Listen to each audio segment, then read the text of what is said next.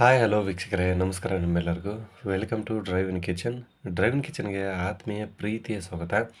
ಹಾಗೆಯೇ ಮೊದಲದಾಗಿ ಯಾರೆಲ್ಲ ಈ ವಿಡಿಯೋನ ನೋಡ್ತಾ ಇದ್ದೀರೋ ತಮ್ಮೆಲ್ಲರಿಗೂ ಡ್ರೈವ್ ಇನ್ ಕಿಚನಿಂದ ಮತ್ತು ನನ್ನ ಕಡೆಯಿಂದ ನಿಮಗೆ ಪ್ರೀತಿಯ ಧನ್ಯವಾದ.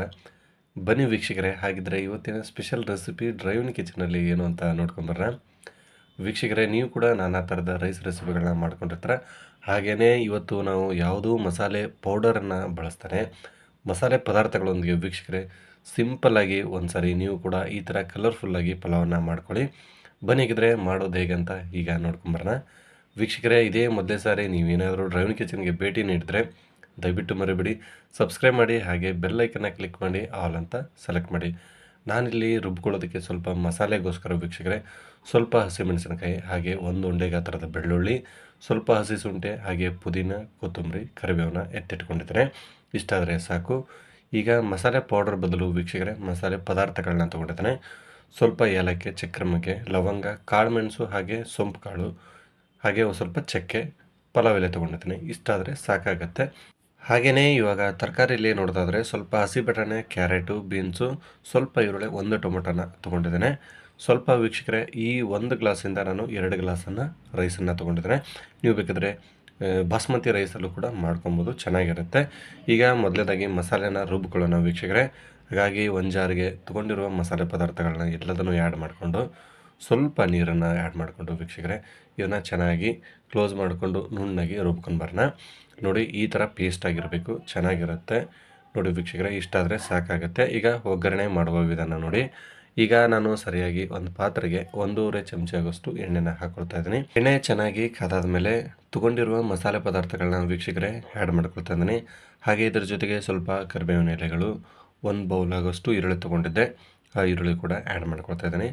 ಈರುಳ್ಳಿನ ಸ್ವಲ್ಪ ಗೋಲ್ಡನ್ ಕಲರ್ ಬ್ರೌನ್ ಬರೋವರೆಗೂ ನಾವು ಫ್ರೈ ಮಾಡಲೇಬೇಕು, ಅಂದಾಗಲೇ ಈರುಳ್ಳಿ ಟೇಸ್ಟು ರುಚಿ ಚೆನ್ನಾಗಿ ಬರುತ್ತೆ. ವೀಕ್ಷಕರೇ ನೋಡಿ, ಇಷ್ಟು ಫ್ರೈ ಆದರೆ ಸಾಕಾಗುತ್ತೆ. ಈಗ ರುಬ್ಬಿಟ್ಕೊಂಡಿರುವ ಮಸಾಲೆ ವೀಕ್ಷಕರೇ ಅದು ಕೂಡ ಆ್ಯಡ್ ಮಾಡ್ಕೊಳ್ತಾ ಇದ್ದೀನಿ. ಈ ಥರ ನೀವು ರುಬ್ಬಿಕೊಂಡು ಮಾಡೋದ್ರಿಂದ ಪಲಾವು ತುಂಬ ಒಳ್ಳೆ ಸ್ಮೆಲ್ ಬರುತ್ತೆ, ಹಾಗೆ ಒಳ್ಳೆ ರುಚಿ ಇರುತ್ತೆ ವೀಕ್ಷಕರೇ.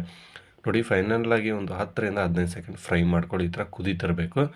ಕೊನೆಯದಾಗಿ ಸ್ವಲ್ಪ ತರಕಾರಿ ಜೊತೆಗೆ ಹಾಗೆ ಬಟಾಣಿ, ಸ್ವಲ್ಪ ಕ್ಯಾರೆಟು, ಸ್ವಲ್ಪ ಬೀನ್ಸನ್ನು ತೊಗೊಂಡಿದ್ವಿ, ಇದು ಕೂಡ ಆ್ಯಡ್ ಮಾಡ್ಕೋಬೇಕು. ಇದನ್ನು ಕೂಡ ಅಷ್ಟೇ ವೀಕ್ಷಕರೇ ಒಂದು 10ರಿಂದ 15 ಸೆಕೆಂಡು ನಾವು ಈ ಮಸಾಲೆಯಲ್ಲಿ ಮೀಡಿಯಮ್ ಫ್ಲೇಮಲ್ಲಿ ಫ್ರೈ ಮಾಡ್ಕೋಬೇಕು, ಒಳ್ಳೆ ಟೇಸ್ಟ್ ಬರುತ್ತೆ. ನೋಡಿ, ಹುಳಿಗೋಸ್ಕರ ಒಂದು ಟೊಮೊಟೊ ತೊಗೊಂಡಿದ್ದೆ, ಹಾಗೆ 1 ಬೌಲು ಗಟ್ಟಿ ಮೊಸರು ಅಥವಾ ಹುಳಿ ಮೊಸರಾಗಿರಲಿ ತೊಗೊಳ್ಳಿ, ಚೆನ್ನಾಗಿರುತ್ತೆ. ಮೊಸರನ್ನ ಹಾಕಿದ್ರೆ ಮಿಸ್ ಮಾಡಬೇಡಿ ವೀಕ್ಷಕರೇ. ಒಂದು ಸಾರಿ ಈ ಥರನೇ ಮಾಡಿಕೊಂಡು ಟೇಸ್ಟ್ ಮಾಡಿ ನೋಡಿ, ತುಂಬ ಇಷ್ಟಪಡ್ತಾರೆ. ಈಗ ಫೈನಲಾಗಿ ಇಷ್ಟು ಫ್ರೈ ಆದರೆ ಸಾಕಾಗುತ್ತೆ.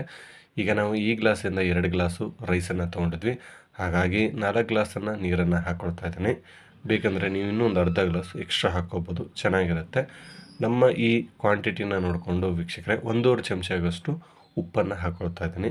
ನೀವು ಕೂಡ ಅಷ್ಟೇ ನಿಮ್ಮ ಕ್ವಾಂಟಿಟಿನ ನೋಡಿಕೊಂಡು ಉಪ್ಪು ಖಾರನ ಹೆಚ್ಚು ಕಡಿಮೆ ಮಾಡ್ಕೊಳ್ಳಿ. ಕೊನೆಯದಾಗಿ ರೈಸ್ ನೀರು ಈ ಥರ ಕುದೀತಿರಬೇಕು ವೀಕ್ಷಕರೇ. ಈಗ ರೈಸನ್ನು 2ರಿಂದ 3 ಸರಿ ಚೆನ್ನಾಗಿ ತೊಳೆದಿಟ್ಕೊಂಡಿದ್ದೆ, ಅದನ್ನು ಕೂಡ ನಾನೀಗ ಈ ಪಾತ್ರೆಗೆ ಆ್ಯಡ್ ಮಾಡ್ಕೊಳ್ತಾ ಇದ್ದೀನಿ.